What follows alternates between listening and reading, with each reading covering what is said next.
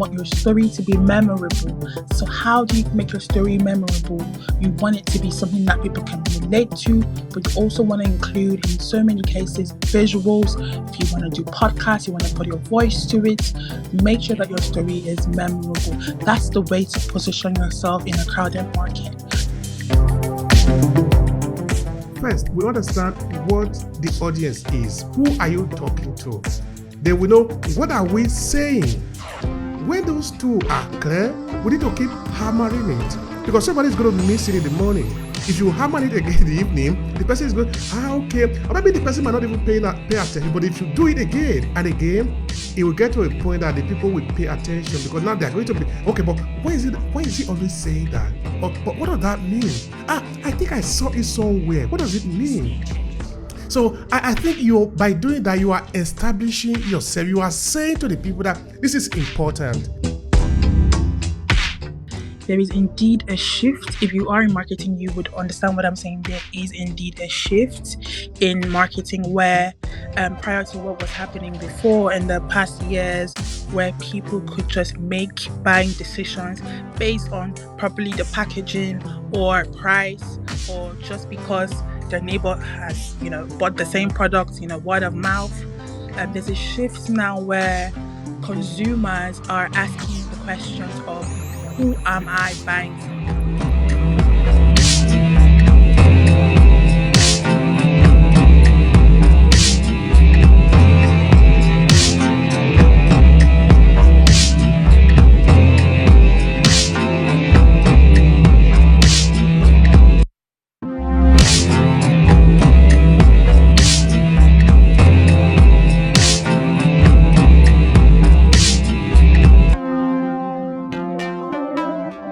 Hello, and thank you for checking out this video. I'm Obehi Ewanfoh, the host of the Business Storytelling Audio Series event.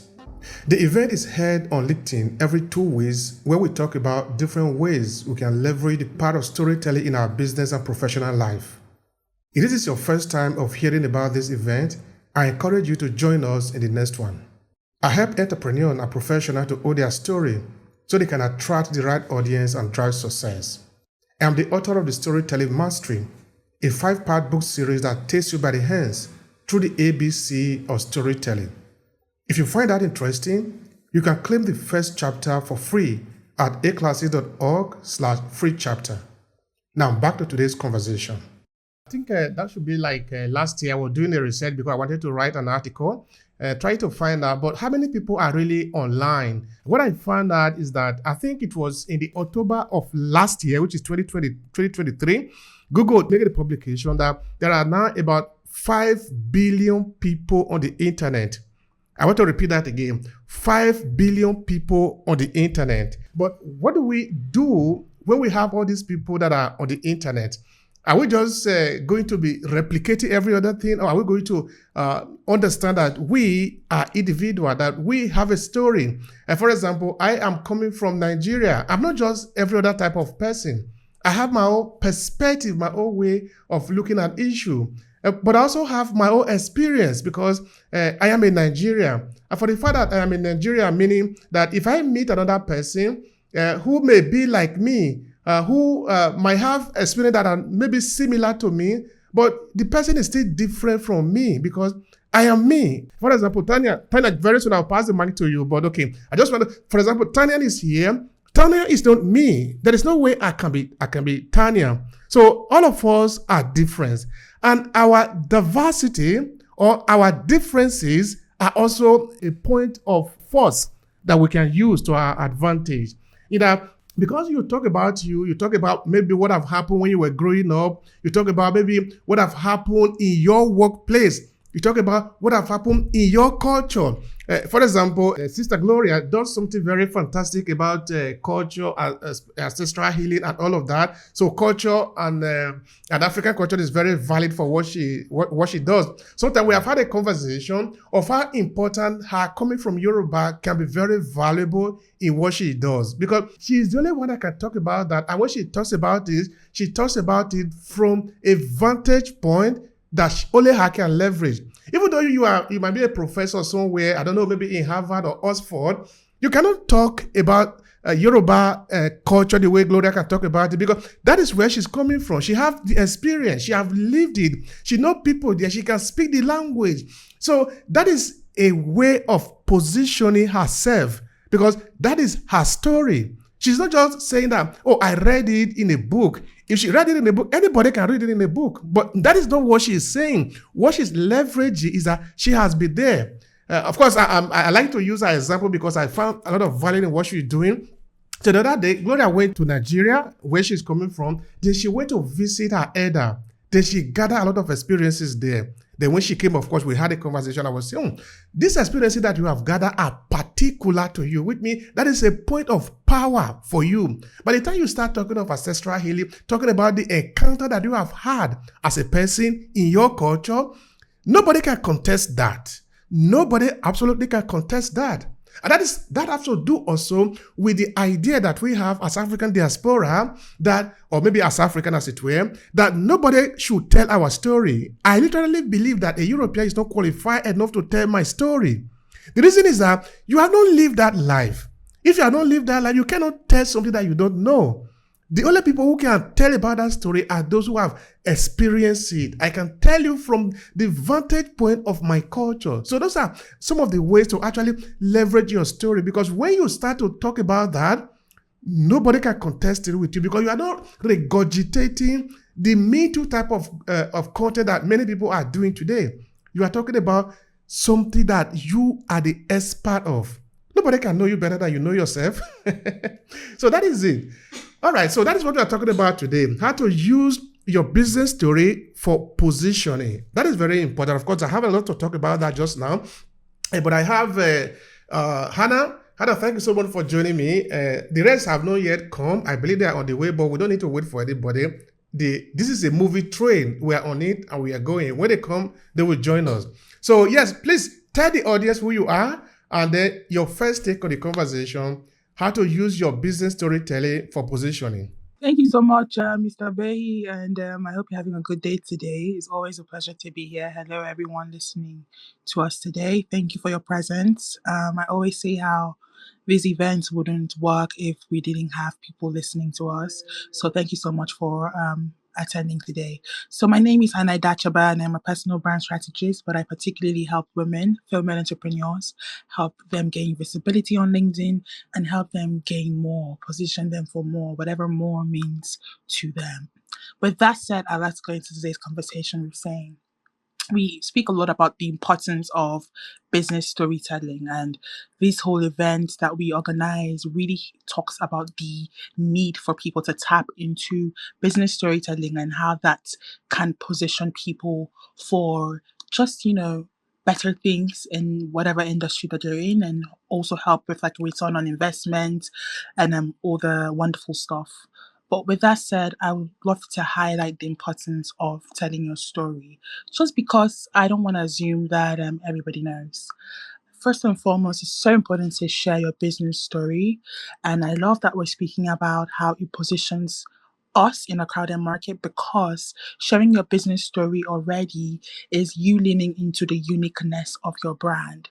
And the thing is, people always spend a lot of money into researching what, their USP, like what stands them out from other competitors, without really knowing that your stories already stand you out, because not everyone's story is the same. And that's what's unique about people's business stories. And even if you've had four people who have gone to the same institution, who have come out of uni at the same time, who have gone into the market at the same time, and who have done business for 4 years, I assure you that they would not have the same experience.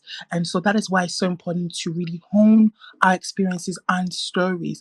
And when we speak about stories, stories are our experiences. It's us saying what made us get to where we're at. So it's so important to share your story. It's so important to put yourself in a place where people can ultimately see your story. But let's not forget why and the importance of clarity in saying your story, in telling your story. It's so important to be clear in how you're telling your story. Another thing that is so important is the medium. I'm just trying to go back to like some background to the conversation before I then give information about today's conversation. So think about clarity, think about the messaging, think about how you are putting together those words and putting together those stories that you have. Think about the journey. Think about the highs and the lows. Highlight the areas where you thought you couldn't continue, if that's the case, and think about how you were able to overcome and what led to that. But also importantly, write about or tell your story in ways that highlight what you can do for your customer.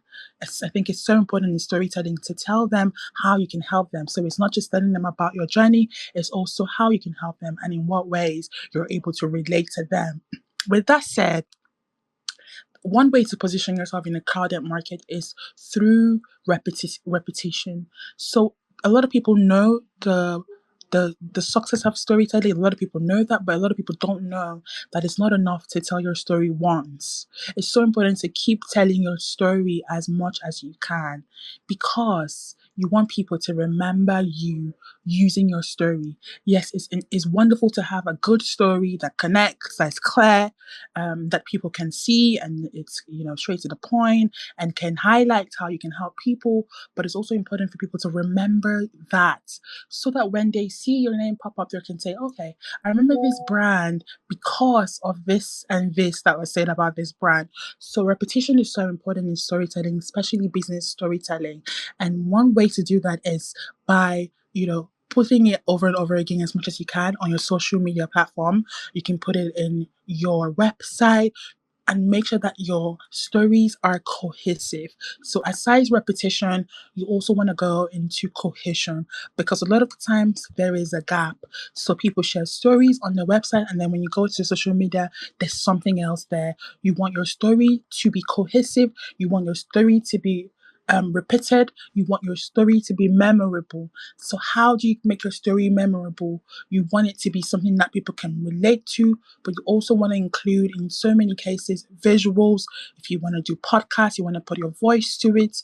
Make sure that your story is memorable. That's the way to position yourself in a crowded market.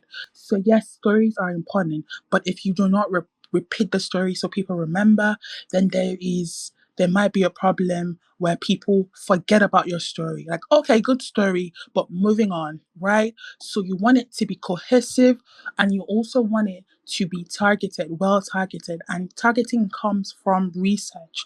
Who are you speaking to?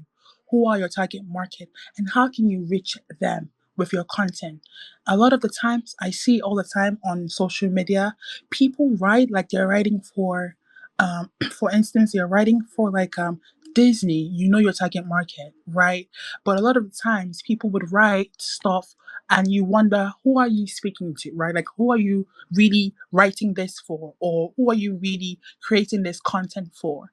It really keeps you wondering, makes you wonder who the content is for. And you don't want that. You don't want that confusion when people are exposed to your stories. You want the person who you are talking to immediately know, okay, this story, I can relate to it. I can see myself in it. And that comes from relatability. I talk about this a lot. Relatability, after researching, you need to then create the story, write the story, record the story in ways that people can relate to. Use context that people can relate to. Use places that people can relate to. Use locations that people can relate to. I talk about grocery shopping. Is a lot of times people can relate to that. Most people go grocery shopping. I talk about going for a walk in the park. People can relate to that. I talk about walking the dog. These are scenarios that people can see themselves in and say, you know what, yeah, this is something that I do.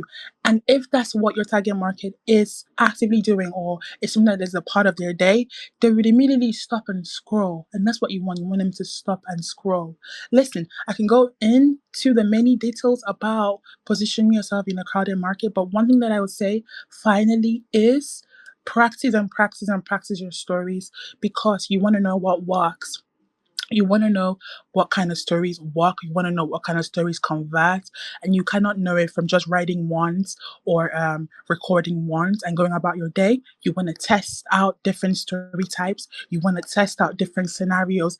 That's the difference between somebody who's successful and somebody who isn't with storytelling, is that one person is able to test and find out what works, and the other person is thinking, well, I've done enough. I've done enough. I've done the research. It should work. There's no guessing. Check it out, test it out, see what the returns are, see what people appeal to people, see how people are drawn to the content that you're putting out, see what in particular people are mostly drawn to, your target market is drawn to, and hone that, right on that. But also research, because people's appetite changes. I always say how it's important to stay on top of trends. I always say how it's important to find out what is now appealing to your target market, because a lot of people rely on research that was done 30 years ago, 40 years ago. Things have changed now, right? So stay updated with your research, keep working on the content that you have, but most importantly, practice, and honestly, you would easily stand out. You would easily stand out if you put all these things to practice. It's an assurance that I'm giving you, because I have tried it myself and it has worked. Once again, I'm Hannah Dachaba, and feel free to pop me a message. My DMs are always open, and I hope you have a good day. But I'll be here listening and joining into the conversation. Thank you so much, Mr. Obehi. Thank you so much, Hannah. I appreciate you. I appreciate your input there. That is highly valid. In fact, a number of times the word repetition really sounded in my ear, and I think that is really powerful. Like I quite say, actually, I love the power of repetition. I do it quite often when I'm writing my books. When particularly the book that have to do with the non-fiction, or when you are writing thematic work. Maybe I pick a topic, then I establish what I want to communicate in that book early on. Then throughout the book, throughout the chapter, I sort of make sure that they come up often. And the reason I do this is to make sure that the reader do not miss the key point that I want them to remember in the book. Because I think it was Zig Ziglar who said that repetition is the mother of learning. And I think it is powerful in that sense. And if you take the conversation away from that to maybe the world of television, you see that what they often do, the television, that make sure that the information sticks in the people's head, is that they will establish a line and they make sure that they keep repeating it, so that if you miss it in the afternoon, you will not miss it in the evening. If you miss it in the evening, then they have a way of proposing it back to you again.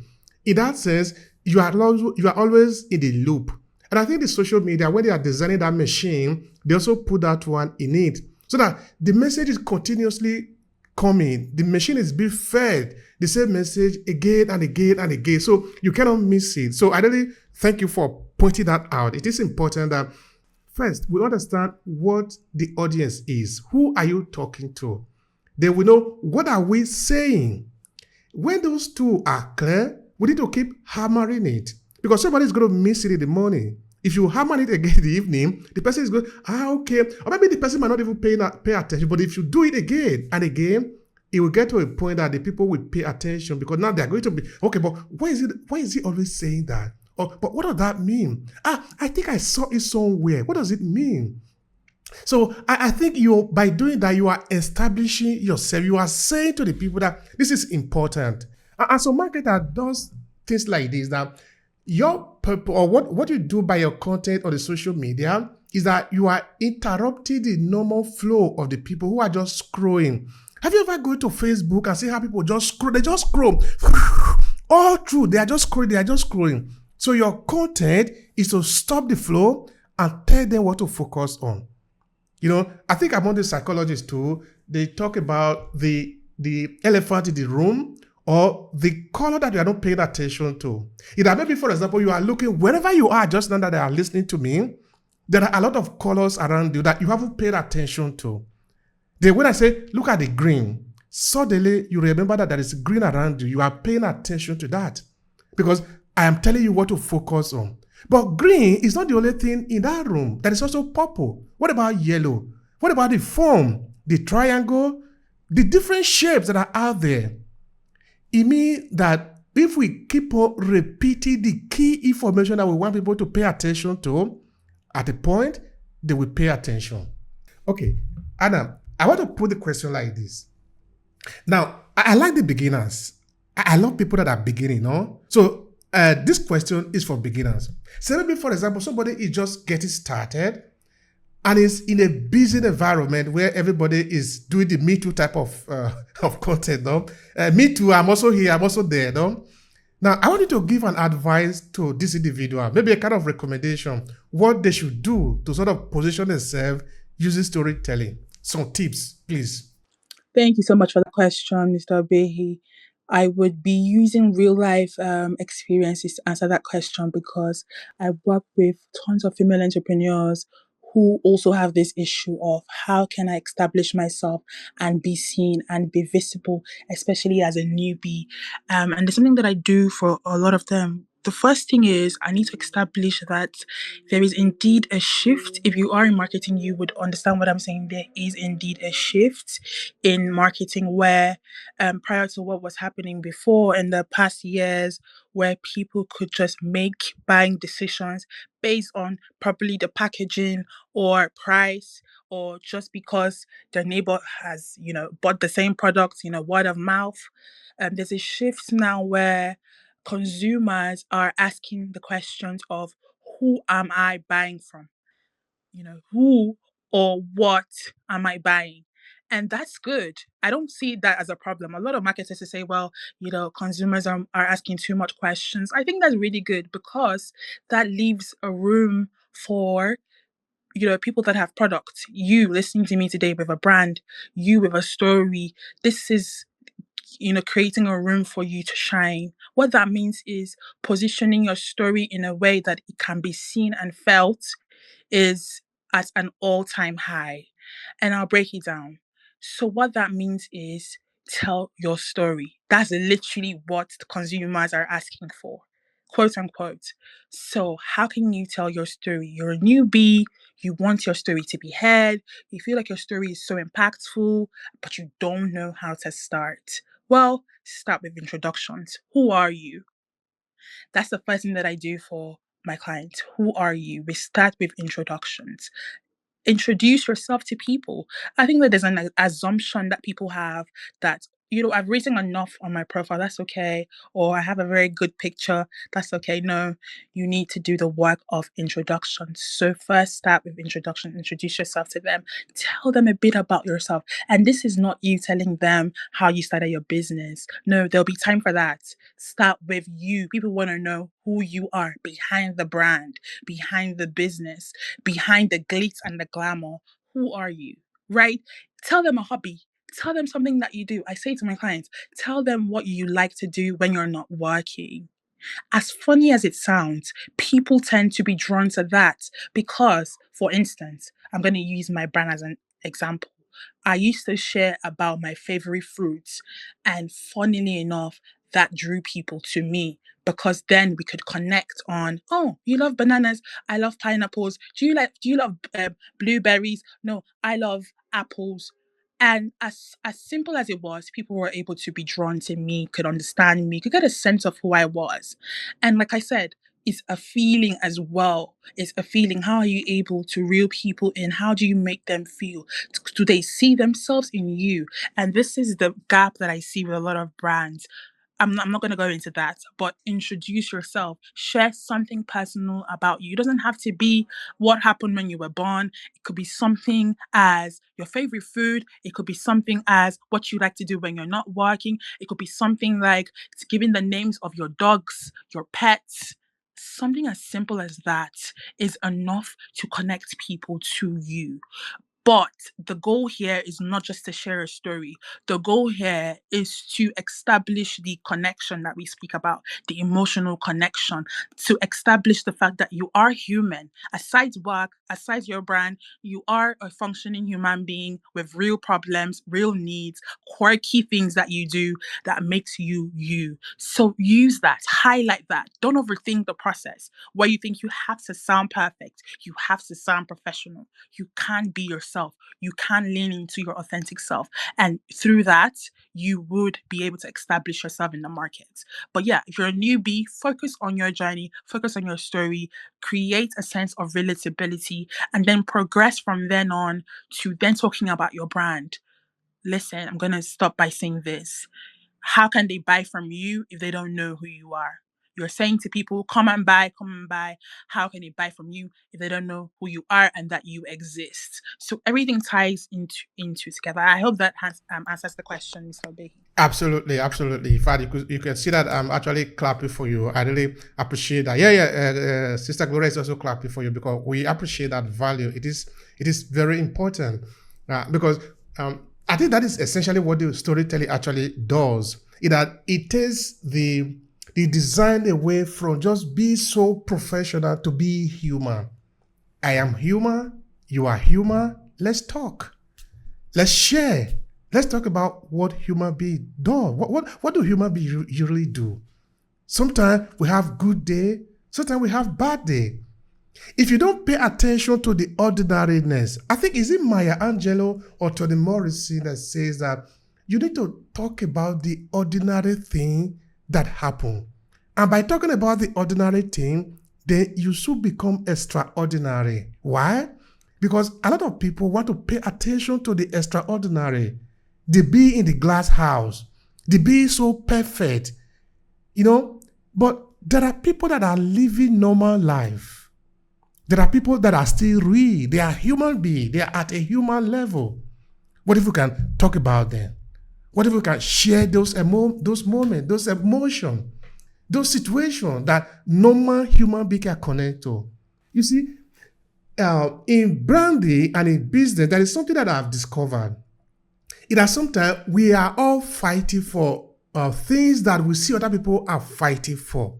Well, it might not necessarily be a bad idea in itself, but it is a bad idea if by doing that we forgot why we are in the race in the first place. Why are you in the race? Why are you competing?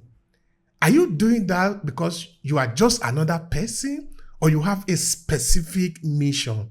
Now, I will share a story with you. Today, I was talking with a friend. Okay, actually, he's here, so I'm not going to mention. Anyway, what I already mentioned is here because there is only one here in the audience. That is B. B was talking to me today. So we're at the point we're talking about our community, which is the African diaspora community. Then, of course, we were talking about how do we serve this community? The value that we can bring to the community. Because we know who we are. We know the type of product that we can create. Because we know the need in the community. What if we could frame that into a story? An ordinary story. People will understand because people are ordinary. You are like me. You are human. I am human. Let's talk. You see, where this storytelling series, the 5-part storytelling series of the Storytelling Mastery is coming from is this. Let me share a bit of that with you. Of course, I've already done this a number of times. When I got to Verona, Italy, which is the northern part of Italy, I was asking for simple questions. I wanted to know simple things like, what are the story of other people that look like me? By this time, I have written my first book, but the word story was not something that actually came to my mind, even though I was doing that, okay? So that I didn't even have an idea that I was going to write these 5-part books on storytelling. But I was interested. I just want to know their story. I didn't have any book to read because I couldn't find any. Well, I said, I am going to write the first book here about Africans in Verona. Now, before that, let me share another thing with you so that you know a bit of the trajectory. When I came to Italy, this was in Turin, in Torino. I met some people there. They saw the first book that I've written. I was in Nigeria. I was in GSS 3. When I wrote the book, then I published it as I was finishing. Then they look at it. They look at the person that wrote the foreword for the book. Because we are coming from the same place, they see that this is a guy that was very highly respected. Why could you manage? You just a small boy. I came here, I was 24. How did you manage to get to meet this guy? Then they say, well, you should never have come to Italy. What are you coming to do in Italy? Then I told them, well, I am a writer. I'm going to write a book even here in Italy too. They were laughing at me. I am not joking. They were literally laughing at me that it is not going to be possible. I said, well, you watch me. But here, I've written a number of books. And what I'm trying to say is that I know that I want to learn from other people like me, ordinary people, because I am an ordinary person. That is what I was doing throughout this period of research. I just turn on my camera, I just stand in front of a person, and I tell him, tell me your story. If you listen to my podcast, the Obehi podcast, you see that I do that a lot too. That when I ask you a question, I don't want to interrupt you. If you are the one that speak a long time, I will give you the time to speak. Speak, no problem. Maybe we might not be able to cover very many arguments today, but at least you will have time to express yourself. I am interested in listening to the ordinary story. Sometimes it can drag, but it's okay. I'm not a television. I am not just say, tell me your life story in 2 seconds. No. We need time to talk. So let's talk about even our ordinary life. If we do that, we will drag the people into our life. But what if we were over-refining the idea, over-refining the topic, over-refining what we are communicating? This is what is going to happen. We will be too high to the level of the ordinary people. And maybe perhaps you are like us, who are concentrating on the African diaspora community. We're not looking for only the guys in Harvard or in Oxford. We are looking for the woman who is also strongly, who cannot make her end meet. Yet we're in the diaspora. Many of us in the diaspora cannot make our end means. It is difficult for us. Who is strongly with how to find new work. Who is strongly with identity. Try to understand, who is she now? Because where you are is different from where you originally should be. You are in a different place. You are hearing comment, words, insult, accusation from different people. That can make you get nuts. It can get you confused. Now, to those kind of people, we need to break it down. Let's come to their level. Let's talk to them. You are human. I am human. Let's talk. If we do that, like Hannah has said, we will be able to get to them because they are human beings too. Yeah. So I would like to ask a question also to Abimbola as we're moving towards the conclusion, because we'll spend 1 hour today. So we have 8 minutes to go. Abimbola, have you had some challenges maybe in making sure that you position yourself with storytelling? What can you share with us in that? Okay, if I can get that right. All right. Well, initially, I don't. Let me just continue. Initially, I hope you can hear me, Sha. Initially, when I got here on LinkedIn, like I said some time ago, I really didn't know the essence of stories.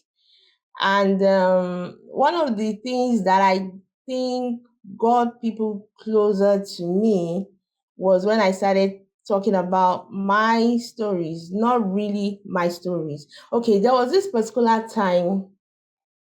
Okay, when I got on LinkedIn, I saw people sharing stories really. And it was absurd. Like, why would you share your stories? And I found out through attending audio rooms how important, especially your audio room, how important storytelling was. And then that was one thing that really caught my attention, that okay, so I think there was this particular post of mine that I said a little about myself, and somebody reached out to me in my DM and said, wow, I love your story. Your story inspired me. And that was how I was invited to come and speak at an event. And after the event, I just shared a little. I didn't really go deep, but people came and said so many things, that your story inspired me. I have the strength to do this now. I have this. And that was one thing that I really found out, that, okay, sharing your stories. And that was why I started using it. Though I don't say it much, but I do say, especially those things that are relevant to whatever message that I want to really put out there. So if I really understand your question, yes, storytelling has really helped me, and I make use of it as often as I can. All right. Thank you Thank so much for you. that, Abimbola. I appreciate that. Yeah, that was a question. You got it perfectly. That we were looking for the ordinary story, and that is what you did. That is the ordinary story. That is the day-to-day life of the story, and that is what I think we really should do. A couple of years ago, I had the chance to have been able to participate in insurance sales in the city where I live. So during the training, we were told that when you get to meet somebody who you are going to propose insurance sales to, okay, insurance sales is different from the type of sales that you do maybe when you buy a car or buy a telephone or things like that, particularly when you are doing life assurance, no? That you tell somebody, hey, come and be depositing money. When you die, this money will be given to your children, whoever. No, this is not the best type of proposal you can give to a person. But depending on who is the person, what this person, the kind of idea this individual have towards the family that is going to be left behind. You see, because if it is a person where maybe the family is in crisis now, they don't love each other, they don't have that kind of affection, you'd make that proposal, it's not going to work, no? Because this individual don't really have that feeling towards his or her family, you see? So the sales of insurance, of course, generally is not a very simple thing to do, but if you pass through the length of storytelling, it can work. Now, this is what we were told. And I still use it in my business today. And I think many of you can apply it. It's called small talk. In that when you go to meet somebody and you want to talk to the person about something, you first of all need to talk about another thing first. That other thing is a ladder that will lead you to where you want to go. Okay, let me put it like this. You are a young girl. A guy want to propose to you to do something. Okay, let's say in a relationship, no? If a guy just meets you on the way, I say, hey, come and be my friend. That is exactly what the guy wants. But no guy ever said that to a girl. You just see a girl on the way, you say, hey, beautiful lady, come and be my friend. But you don't do that, no? You start by, hey, hello, how are you? Where are you going? Where are you coming? Then you start to talk. You talk the regular story, the normal thing, the small talk. From the small talk, because we are so involved as species, we can decode the information. Yesterday, I published an article that talked about how a 50 years event had been decoded about the Nigeria Civil War. The article is available on our website. Actually, I got it from a university, and they were talking about the information that they were able to decode along the way. It's a very interesting one, and that is by the way. So, as people, we're able to decode information. Somebody say hello. From that hello, there are a lot of things that you can take from there. How did the person say hello? Do you know this individual before? How do they usually say hello? That if you have the chance to be able to engage in conversation, talk for a long time, you can know whether that is a person you want to stay with in terms of relationship, or you want to do business with in terms of business. Because relationship sometimes is also like business. So story help to reveal what is happening inside of you. It is true. I am not joking about that. Let me give you an instance. If you ever visit a psychologist, or okay, let us say psychologist, let's say the police. If a police is investigating a case, how do you think they often get to know what have happened? They don't break your head. They never break anybody's head. Okay, I understand that there are torture sometimes in some places, but not up. The professional police do not torture, but they have a way of talking you into what you have done because they are professionally trained. How do they do that? They never force you, but they talk to you in that they say something to you, then you say something back, they throw another word back to you, you throw another word back. This is story. They know from what you said a lot about what you did not say. That helped them to decode who you are and whether you actually did what you are being accused of or not. Okay, I'm talking of the police. Can we do that in business? Of course. Because now you are talking to a prospect. You are asking him or her, but how is your business doing? Do you need this kind of service or not? The person is talking to you, no? Now, look like you are the policeman, the policewoman, asking questions. You are decoding the information. You are supposed to do this because this helps you to understand whether this individual is a person that you can work with as a business partner. Because in business, there are also a lot of bad things happening in business. There are a lot of business people that want to cheat other people. If you are an honest business guy or woman now, you don't want those type of people. But those people don't usually write it on their forehead that I want to cheat you. But by talking, by relating, by sharing, you will know. Because the story helps to reveal a lot that is unsaid. Those things that they never say, they never put on paper, by talking, you will be able to know. So storytelling helps us also in that area. But most importantly, like we are talking about today, which is positioning, storytelling helps us to do that too. In that, by helping the people to understand who we are, communicate it genuinely and sincerely and authentically, the people come to understand who we are, what we represent, what we offer. I think it was Hannah or Abibola that was saying before that you need to let the people know what they're going to get from you. It is important because we are selfish. It is true. The question is, what can I get away from it? What is in for me? We don't need to be ashamed to say that. That is how we behave as human beings. Otherwise, we will just be stupid, no? Somebody say, "Can't you do this for me? Do this for me." You don't. How much time do you have to be able to do everything? At the point you need to ask, okay, what is in for me?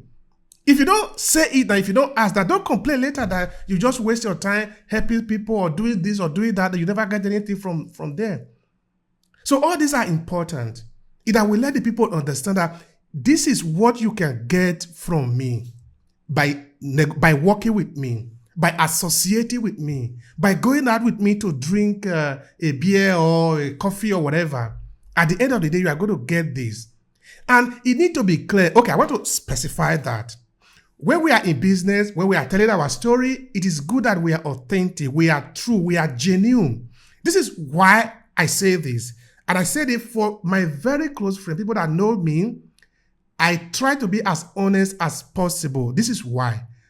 I don't want to say I didn't mean that. I tell you what I mean. When I mean, because, okay, in Aclasses, we work with a lot of people in terms of collaboration and co-creation.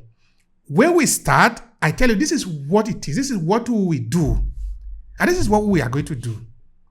It is up to you to know whether what we are going to do is good for you or not good for you. Because tomorrow, that is still what it is.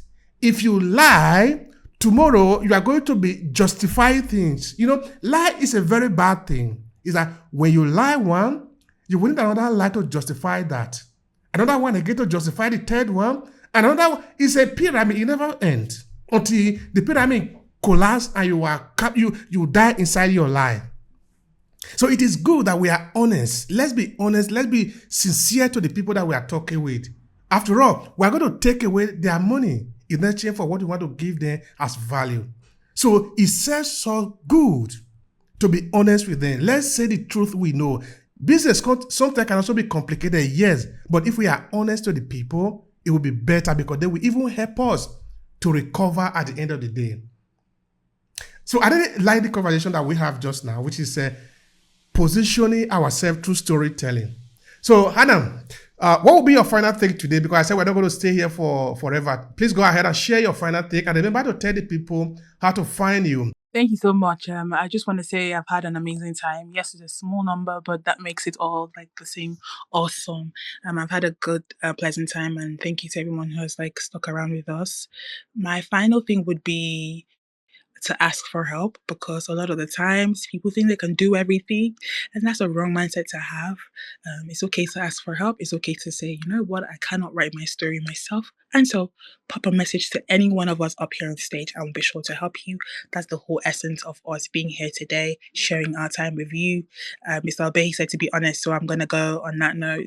So pop us a message and we'll be sure to respond.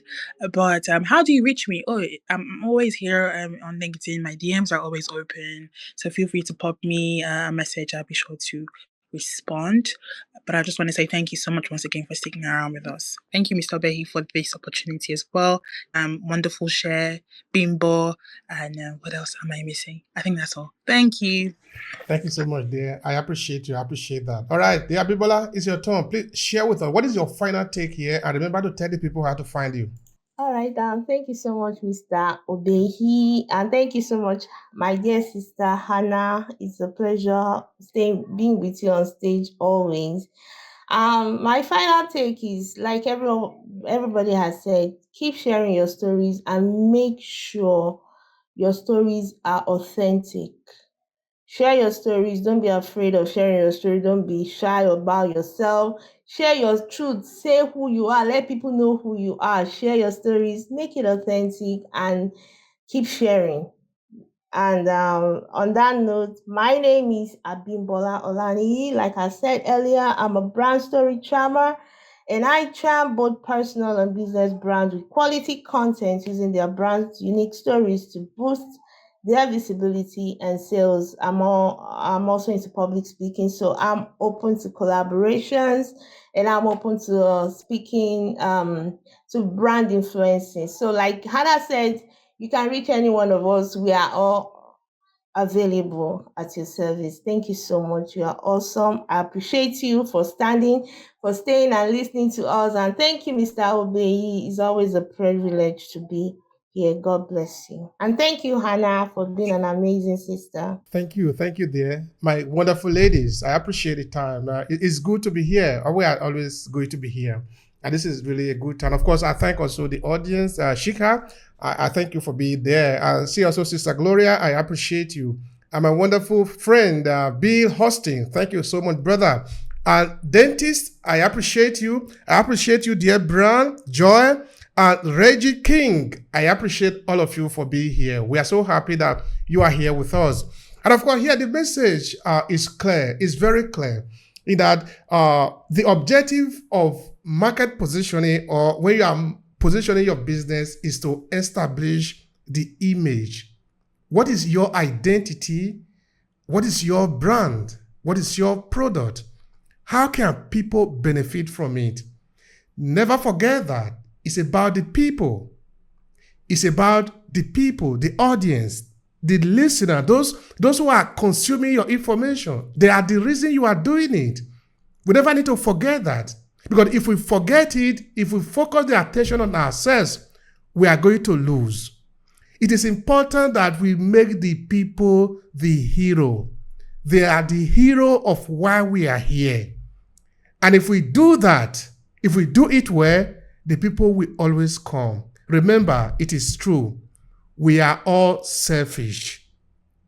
But we must use that to our advantage in business, helping the people to understand that they are the hero. They want to celebrate themselves. You see, flowers celebrate nature by just being flower, by just blossoming. You see, that is how flowers celebrate life. And you go pick the flower and put it in your house, the flower continue to blossom. So knowing that the people are selfish, you got to use that to serve the people, but let it serve you too. So I want to thank all of you that are here. Hannah, Abimbola, and the wonderful audience. I appreciate your time. Please come around again next time. We are here every 14 days. And our mission is to help people to leverage the power of storytelling. It's a wonderful time here.